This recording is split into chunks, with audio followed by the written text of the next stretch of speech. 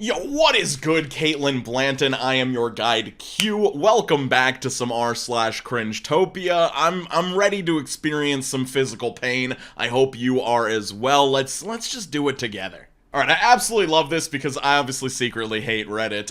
Power Moderator comments this on a post about a guy who was like a full-time moderator and his wife was upset with him for like not making money and doing a normal job and stuff.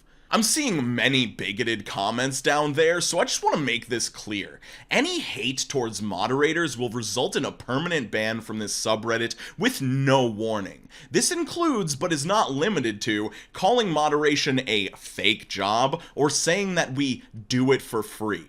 Moderation is one of the most useful jobs to society. Behave or get banned. Ah yes, good guy Reddit, fighting the most powerful and dangerous forms of bigotry, like prejudice against Reddit mods. Now, I will say that, like, I love my moderators, and I think that moderator is one of the most unsung positions on the planet, but moderators like this give mods a bad name. Just power-hungry people who take their job way too seriously, and guess what? If you're not making money at it, it is a hobby. It is not a real job.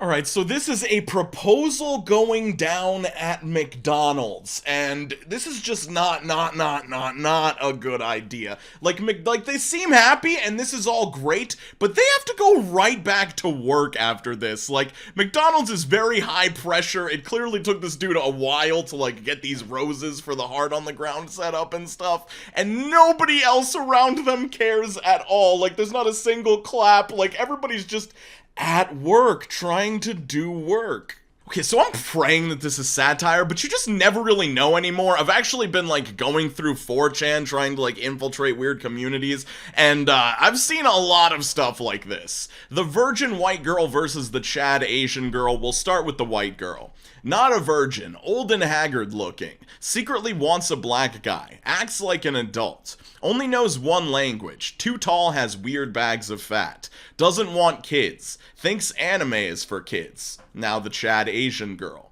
Saves herself for her husband, cute and childlike in appearance, what the fuck? Loves and appreciates her white boyfriend. Loves Aigyo, acting cute and youthful. Knows 3 language, teaches you hers. Tiny and adorable with a flat chest. These are red flags. Jesus fucking Christ. We'll give you cute Happa daughters. We'll watch soju anime and K-drama with you. So if it's satire, I guess a decent critique of creepy weeaboos, but if it's not satire, this person should at least be watched by somebody. Alright, TikTok just seems to be the best source for this stuff. I don't know what the context could be, but this girl clearly needs some attention. It seems like she's having this substitute teacher film something for her, and then this happens. Go away. Go away.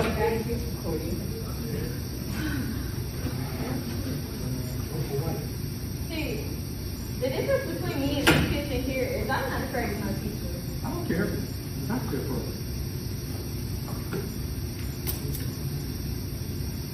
Go away. Go away. Who you raising your hand at? Go away. Who you raising your hand Go at? away. Raise your hand at me one more fucking time. Go away. Go away. Go away. Touch me if you want. Hey. Touch me if you want. Go away. Touch me if you want. Film all this, please, so I can show it to the Go ahead.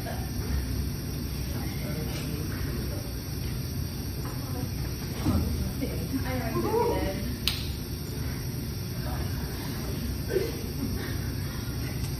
So first off, I just want to say I'm glad somebody filmed this so that we can see exactly what happened here, because, like, she's acting like she's being threatened or something when she's the one that just keeps moving closer and closer. She's like, try raising your hands at me once again. It's like he is clearly raising his hands as a barrier from you getting any closer to his face or body. Like, he does not want to be in the situation you are simply making an old man uncomfortable. You keep looking over at your classmates for some sort of, like, I don't know, approval for what you're doing or to see if they're laughing. If anybody in the room is laughing, it is out of discomfort and disapproval of what you are doing. They're not laughing with you, they're laughing at you. Okay, so the context for the situation is this guy is a 19-year-old that's been a fan of these two cam girls. I'm not sure the level of hardcoreness of their content, but he's been a fan for 3 years. He's now on a call with them. I'm sure he, like, paid for it or was part of some exclusive group for this,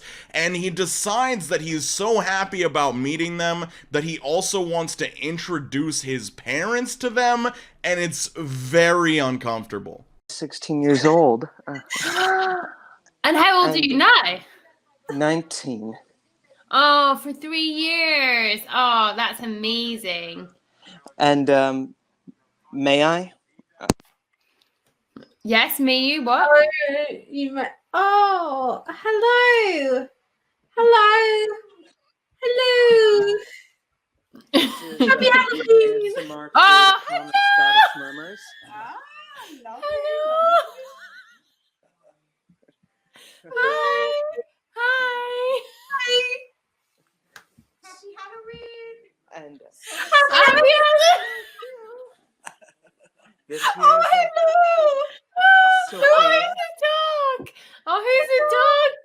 And this goes on for like 5 full minutes. I also want to mention that this dude's last name is attached to his cam on this video. And it's like almost low-key wholesome the way that the parents react to it. Like it's sort of endearing, but at the same time you just gotta think about like how is this for the streamers? How is this for the parents? Like what are they actually thinking in this scenario? Is this just what they're used to? I don't know, give me your take. I know that I've looked at this clip before. I'm not sure if it ever made it into a video because my memory is just cottage cheese at this point, but this is a guy that we've seen in previous videos. His name's burgerandy, and I'm not sure what the exact context is, but he's out at Five Guys with this girl, and this interaction goes down. One particular stream, he met Patricia, a mentally handicapped woman. Wasting no time, he immediately bought her a milkshake and hit on her. Hey, can I kiss you? Huh? Can I kiss you? Well, On the mouth? no. No. I mean, we could, maybe. Yeah. You want to go there with me? Can I kiss you? Yeah. Okay. I want to go get a beer. You want to get some Bud Light and go party? Yeah. Can we go party?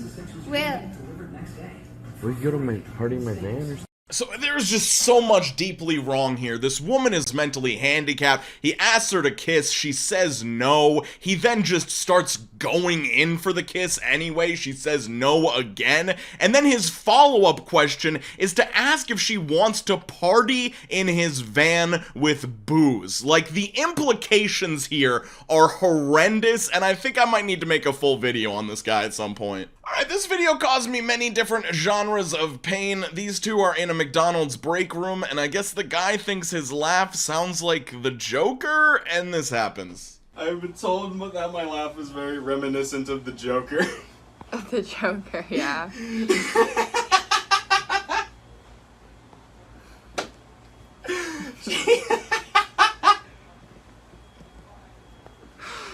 I hear it, I think, yeah.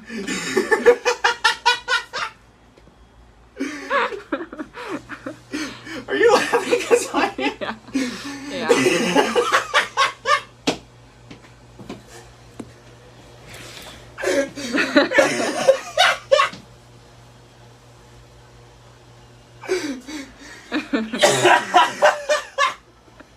Are you still on the clock?